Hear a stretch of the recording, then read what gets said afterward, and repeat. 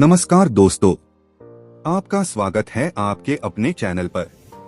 Chapter 1 दुख की जड़ समझना। इस अध्याय में बताया गया है कि दुख क्यों पैदा होता है। मुख्य कारण हमारी इच्छाएं, एक्सपेक्टेशंस और आसक्ति, अटैचमेंट। जब हम चीजों को अपनी इच्छा के अनुसार चाहते हैं और वैसा नहीं होता, तब दुख होता है। उदाहरण, मान लो आपने सोचा कि एग्जाम में 90% आएंगे, लेकिन 70% आए। यह अंतर ही दुख का कारण है। चैप्टर 2 दुख से भागना नहीं, सामना करना। ज्यादातर लोग दुख से बचने की कोशिश करते हैं, लेकिन इससे दुख और बढ़ता है। अगर दुख को स्वीकार करके समझें, तो वह धीरे धीरे हल्का हो जाता है। उदाहरण, अगर किसी का ब्रेकअप हो गया है और वह बार बार भाग रहा है, सोशल मीडिया स्क्रॉल करके ध्यान भटकाता है, दुख लंबे समय तक रहेगा। लेकिन अगर वह स्वीकार करे कि रिश्ता खत्म हो गया और आगे बढ़े, तो दुख जल्दी कम हो जाएगा। चैप्टर 3 दुख में सीख ढूंढना।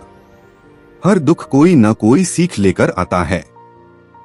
दुख हमें मजबूत बनाता है और भविष्य के लिए तैयार करता है। उदाहरण, एक बिजनेस में लाखों का नुकसान हुआ। उस दुख ने इंसान को सिखाया कि बिना रिसर्च के पैसा नहीं लगाना चाहिए। अगली बार वही इंसान करोड़ों कमाता है। चैप्टर 4 दुख को ताकत बनाना। दुख को कमजोरी नहीं बल्कि ताकत बनाना चाहिए। दुख हमें नए रास्ते खोजने और बदलाव लाने के लिए प्रेरित करता है। उदाहरण, एपीजे अब्दुल कलाम जी बचपन में गरीब थे, लेकिन उसी दुख ने उन्हें मेहनत करना सिखाया और वे मिसाइल मैन बने। चैप्टर 5 सुख और दुख का संतुलन।